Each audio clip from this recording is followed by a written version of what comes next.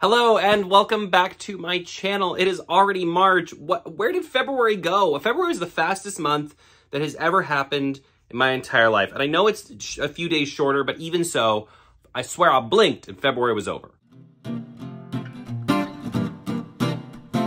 Today I'm going to be taking you through all the books that I read in February. I read a surprising amount of books. There were a couple things that I didn't get to, and there's one book that I didn't get to finish that I wish I had, but it was a short month, and I swear I was traveling for like 90% of it. So the fact that I read this many books is, I'm very happy with what happened, with what I read. I'm impressed with myself despite the craziness of this month. Before we get started, make sure to like and subscribe, hit that notification bell. I really appreciate all your support here on my little YouTube channel. It's always a joy when you guys come and comment and talk to me and check these videos out. So I really appreciate you. Let's jump in. First up, I read a book that has been sitting on my shelf, I think for like 2 years, maybe 3. People have been telling me up and down I need to read this book. I finally read it, which was Scythe by Neal Shusterman. I don't know what to tell you. This was amazing. Oh my God, this was so good. I guess technically this is dystopian. This is about these characters who get pulled. So it's set in a futuristic world where people just cannot die anymore. Like, we've mastered science, people can't die. So they've created these things called scythes, which are people who essentially have like to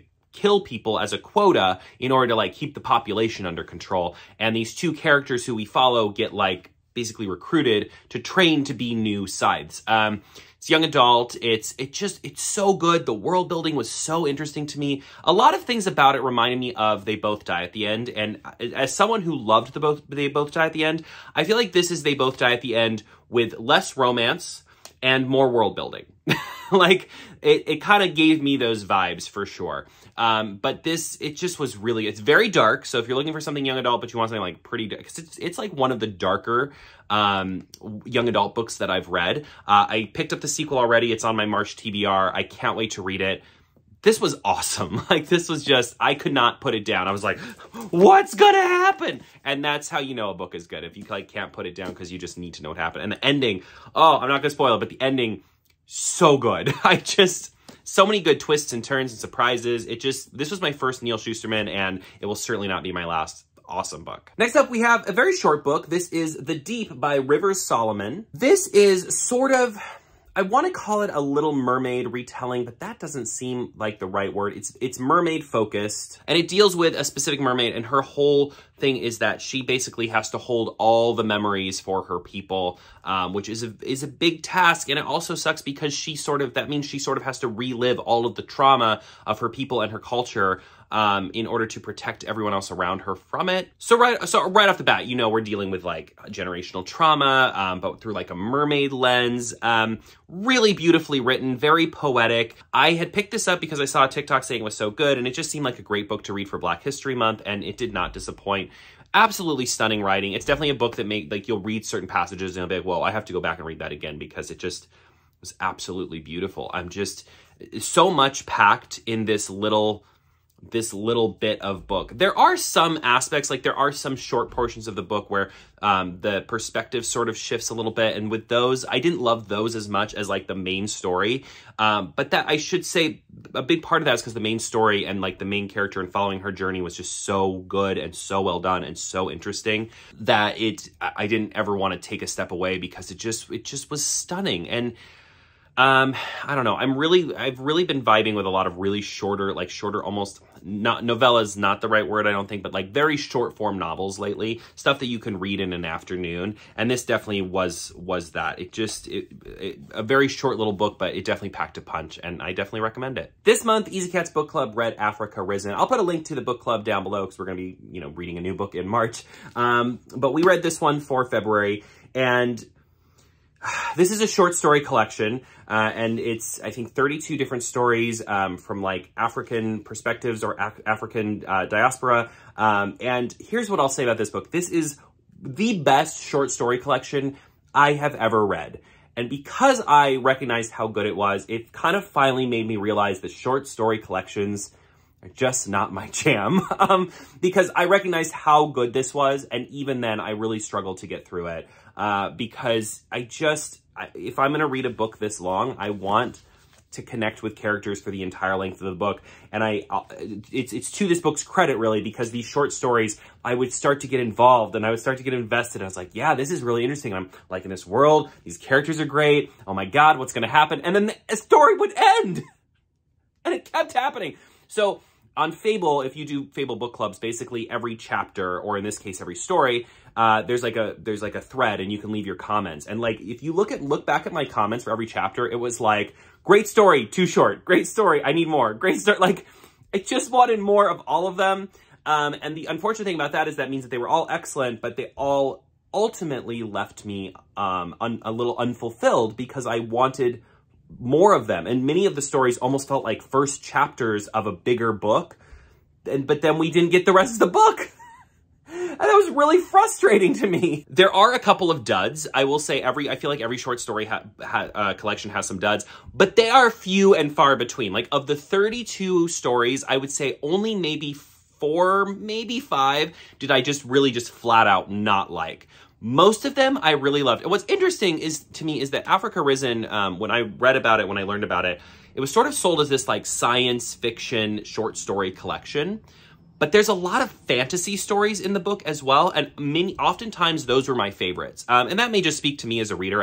I'm reading a lot more sci-fi this year, but in general, fantasy is my preference currently. So of course I'm going to vibe more with the fantasy books, or the fantasy short stories. But this was excellent. So if you love short stories, or if you want to give short stories a try in just like the best form possible, and you want something that's a little bit headier, a little bit thinkier, Africa Risen is excellent, and I can't recommend it highly enough, but like I said, it's sort of confirmed for me that short story collections just might not be my thing. And that's okay, because I think to recognize that when reading a collection of just such an incredible collection of short stories it's the way I want to go out. If I'm going to give up on short stories for a while, I want to at least know that I read the best of the best, and even then was like, short stories. But yeah, Africa Risen was really good, and it definitely was an experience. And there are some stories in here that I finished this a couple weeks ago, and I'm still thinking about them. They're just so good. And if any of these authors of these stories that I love end up doing full books or full versions of them, I will be first in line to read it. I can't wait.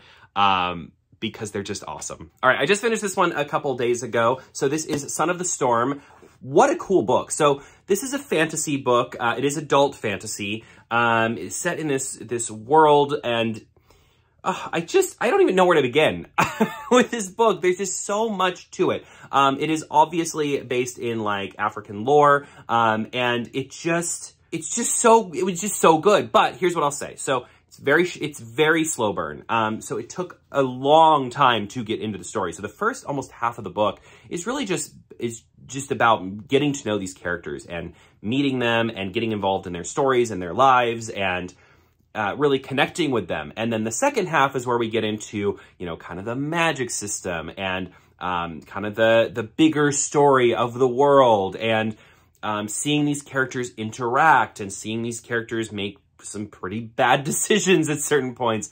And so the second half of the book, obviously I liked a little bit more. And I think for a lot of readers, getting to that second half of the book might be a struggle because the first half, like I said, is very slow. Now, I had the good fortune, I read this on an airplane. So there was like nowhere to go, right? So I just sat in my seat and read. And it was slow, but it was like, hey, I'm here for 5 hours.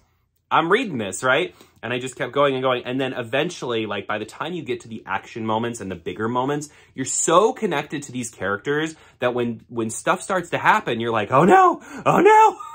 And that's amazing. So it's definitely a book that sticking with it had a lot of payoff. By the end, I was just so stressed for everyone involved. I will say the action, first of all, the action is like really violent, but it's also like really cool.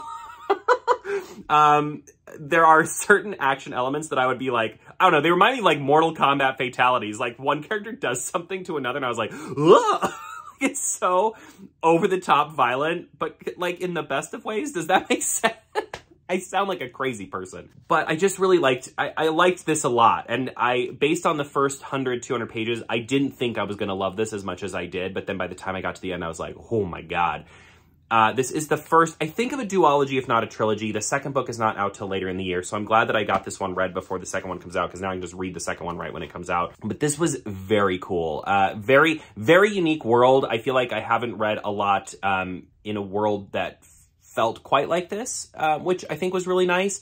But honestly, very easy read. So I say that as like the writing just, it wasn't overly complicated. It was very like, very approachable writing. And I think that for a lot of people, when they look at a big book like this, that's high fantasy, I think they get a little scared that it's going to be too much. Like they're not going to be able to retain all of that information. But this was actually pretty easy read. And like I said, because it's so character focused for the predominant amount of the first part of the book, I think that really helped me sink into the world before we got into all that world building and magic and stuff like that, because I was already really invested by the time we started adding, and those elements get added in, like they get peppered in very slowly. So if you're a little intimidated by fantasy, I think this book is nice too, because it really like, it's a slow crawl into it, and it doesn't just like throw all this world building and information on you from the very beginning. Like it kind of like gently eases you into that. So Son of the Storm, I really liked it a lot. All right, next up, I read this for Lee's Diversify and Amplify book club. This is Take My Hand. This is a complete shift from the last book we read. This book deals, if you're going to read this, first of all, just know heavy trigger warnings. This book takes place in the 1970s. It flashes back and forth between like more modern times and the 1970s. And it deals with this woman who is a nurse, and she is working with these kids. And she basically kind of uncovers that the agency she's working with is like forcefully sterilizing young women without their parents' knowledge. So it's historical fiction. It's based on some true events. It's incredibly heartbreaking, beautifully written, but oh my God, it was a hard read. Not because the writing was challenging or anything, but just because the story was so gut wrenching, and just this family, every time something bad happened to them, I didn't think any more bad could happen to them, and then it did. And it was a really hard read. I think it opened my eyes personally to a lot of things, because I didn't know about any of the things happening in this book. So after I read this, I started like researching and reading, and like kind of looked at some further reading that I could do to learn more, because I had no idea that any of this kind of thing was happening. So that was, it was very shocking to that degree, because I just was like, oh my God, like what? But the main character is so endearing, and I just cared so much for her. I cared so much for the family that she was trying to help. All the characters are so human and so real. I would be shocked if this did get turned into a movie at some point, because it has that feel of something that could easily be a really just beautiful film. This was really good. So if you're looking for historical fiction, like I said, be warned, heavy trigger warnings. It deals with some really intense topics, but it was beautiful. And I don't know, I just really loved it. I'm very fortunate that Lee, her book club is excellent. The Diversify and Amplify book club on Fable, and I really am grateful to her that she picked this, because I don't know if this would ever have been on my radar had she not. And it was one of, if not my favorite book I read this month. So really good. All right, I just finished this one last night. This is Tress of the Emerald Sea. So this is the first of the 4 books that Brandon Sanderson kickstarted in his massive Kickstarter last year. I know a lot of people have not got their hardbound copies yet. I was fortunate to be sent one of these. I also kickstarted it, so I'm actually still waiting on my Kickstarter copy, but I was sent this by Dragonsteel as part of a promotional box, and you know me, I like pulled it out of the box and started reading like as I was trying to film the unboxing video. I really liked this. So here's what I'll say, and as far as whether or not you're a Brandon Sanderson fan, I think you're gonna love this. This is a great entry point. If you've ever read his Alcatraz and the Evil Librarian series, which is a middle grade series, the writing in that, of all of his books, the writing in this reminds me the most of the writing in that. So it's very like tongue-in-cheek. It's got a lot more humor to it. There are some times where it like slips very not dangerously close, but like close to like Discworld type humor, which I love. And so it was a little bit more lighthearted, a little bit funnier. I think what I will say is I think the story itself is pretty simple. It's not one of his most complex or most memorable stories. But his characters, as always, are incredibly memorable and wonderful, and just, they feel just like real people you want to be friends with. And Tress herself is just like, she's like the embodiment of kindness and empathy and love, and I love that. But she's still really strong, and courageous and powerful, and you know, she's very smart and thoughtful, and she just was like a really fantastic character to read about, like just really lovely. The world, oh, the world. The world of this book is so good. I mean, Brandon Sanderson is very much known for excellent world building, and that is on full display here. The world building was just wonderful. I will say, and I think this is true of all of these hardback editions, there's artwork in the book, so as you turn the pages, you'll actually get to see, like, I mean, this is just one of them. Like, there's actual artwork, like, and illustrations in the book, which was really cool, to be able to kind of visualize the world a little bit better. I don't know, I think if you are whether you're a first-time Branderson fan or you've been a long-time fan, I think you're gonna like this.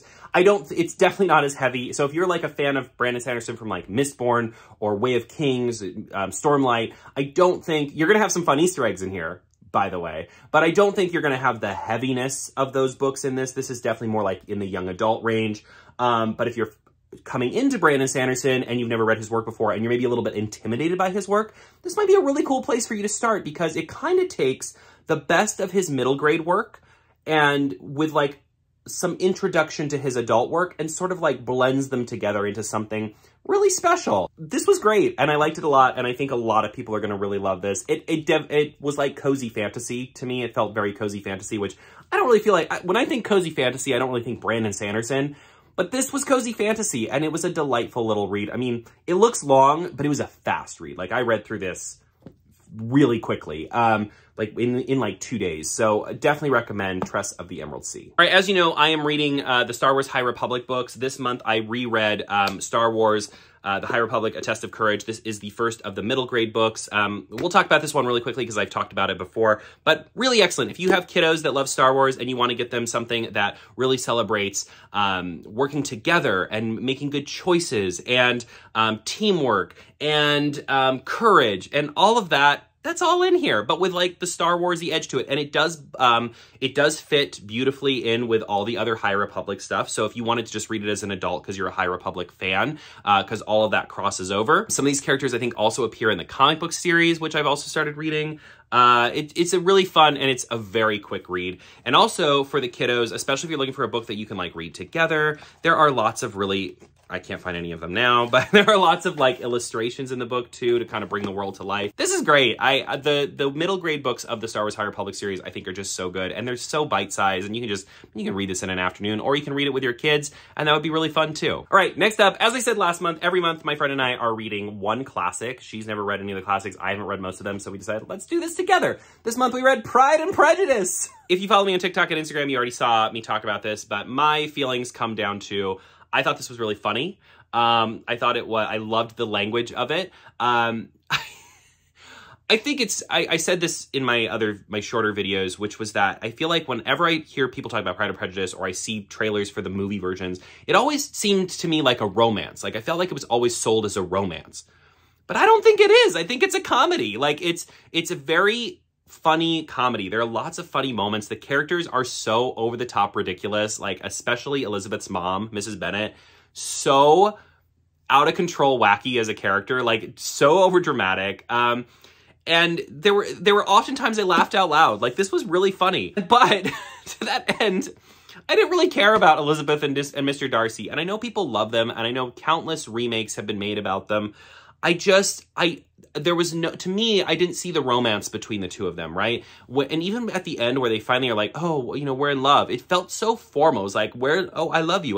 Let's shake on it. Let's sign a contract. Like, it felt so formal. And I know that's of the time. To me, it wasn't like, oh, a swoon-worthy romance. No, it was like a business contract-worthy romance to me. The two of them, but all of the rest of the characters and the story, it just was so fun and so silly, in a good way. Silly in a good way, not silly in a bad way. I love the language of it. The language is just beautiful, and zither and hither and, you know, countenance and all of that is always fun to read. I think of some of the classics I've read in my life in high school and now as part of this little like joint book club I'm doing with my friend. This was very easy to read, which I think is really cool because despite it having some very like you know, old-fashioned language, it still felt like a pretty fun, breezy read. I think that's because it's so silly and funny, right? Like, there's so many moments where you just have to laugh at how ridiculous the characters are acting over just, like, the littlest of inconveniences. Like, I said in one of my videos, I was like, this is like First World Problems, the book. Like,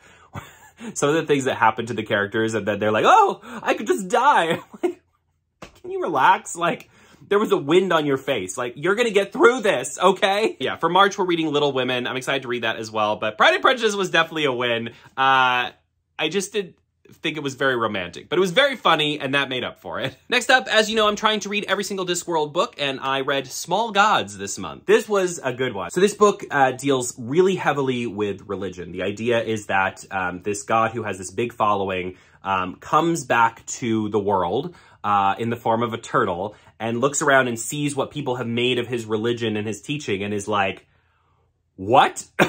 The problem is that this turtle his voice can only be heard by one person, this character named Brother, and Brother is like the lowliest of the low in the church. So he has like no power, no one believes anything he says, he has no pull, and he's the only one who can hear this reincarnation of this god. This book deals really heavily with the idea of faith and religion and how humans really twist that into something kind of nasty. And to that end, I do think this was probably the darkest of all of the Discworld books that I've read so far. Like, this one it had funny moments, but I definitely was not laughing because I was like stressed, because there are moments that are almost like so real, especially in our current situation in the world, that I was like, To that end, I also think this is one of the best written that I've read. Like, this was one of the most prolific. There were just moments where the way that Pratchett talked about faith and religion, and they're just moments that have me like, whoa, like kind of mind blown emoji moments, you know what I mean? And I won't spoil it in case you are looking to read Discworld or even just looking to read this book,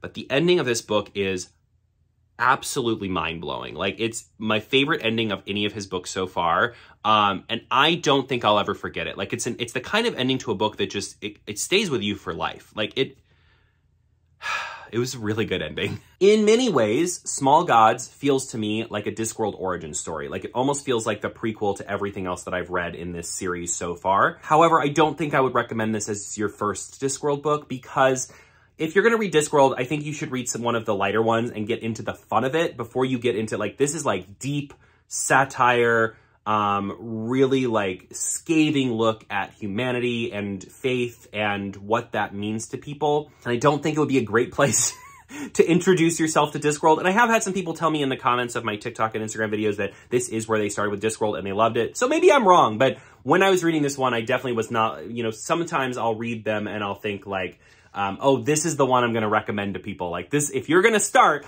this is where to start. And I did not feel that way about Small Gods, because Small Gods, I was like, oh, this could be really upsetting to the right kind of person, because there's just a lot happening, and it takes a really in-depth look, not just at faith and religion, but like specifically the way that humanity and people twist those to achieve things that are not great.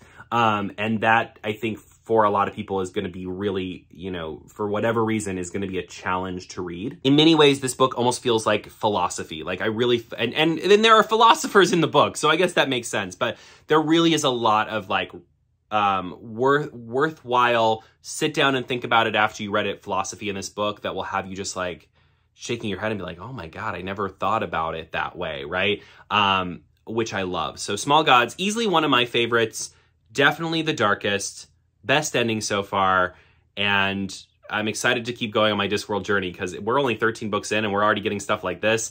I can't even imagine what Pratchett's writing, the levels it gets to as we get further into this series. And last but not least, I read this for Zoran's I almost said her name wrong. I read this for Zoran's Fantasy and Friends book club. This was The Bone Shard Daughter.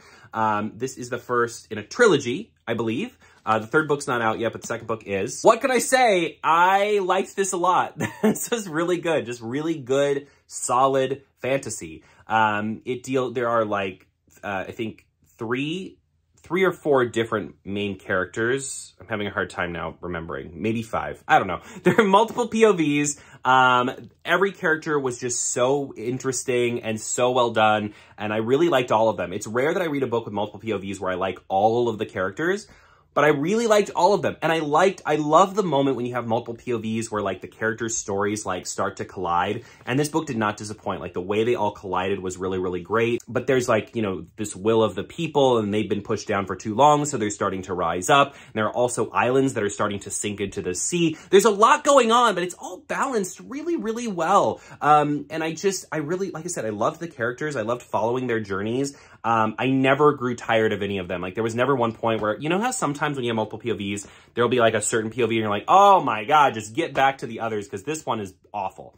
I never felt that way about any of them. Like every time we got back to different characters, I was always ready to check back in with them and see what they were up to. It has queer representation in it. It just was such a delight. I put off reading this forever, and I'm so glad that it ended up being a book club pick because it ended up being just such a great book. I ordered book 2. I'll be reading that before book 3 comes out. But this was just good old-fashioned, like, fantasy. I think even if you are a casual fantasy fan, this is a book that you could pick up and read. I didn't have to work my whole brain to understand what was going on. Like it was very accessible fantasy, which I think is also really worth talking about. And like I said, book 1 and 2 are out and you can get caught up before book 3 comes out, I think in like a couple months. It comes out later this year. So it's time to get caught up because Bone Char Daughter was excellent. And that's everything I read this month. Like I said, it was a fast and furious month. I feel like that pile is smaller than usual, but for these videos, but also I'm just impressed I got through all of that considering that February was like 3 days long. This month went by so fast. March is going to be a really great month. I just posted my what I'm reading in March. A lot of like bigger, like chunkier books in that pile. I'm reading some fantasy. I'm reading Narnia for the first time in my life. More Percy Jackson. I'm reading the second book of Scythe. And more Discworld. There's just like a lot of stuff coming. And I'm excited for all of it. I think March is going to be a really fun month. I just have a really interesting, fun collection of books that I'm planning to read for March, and I'm really excited for that. Did you read or have you read any of the books that I talked about today? Let me know in the comments. I would also love to know what you read in February. Did you read anything good? Is it something I should read? Please tell me. And what are you planning to read in March? As always, thank you so much for watching. Make sure to like and subscribe. And most importantly, happy reading.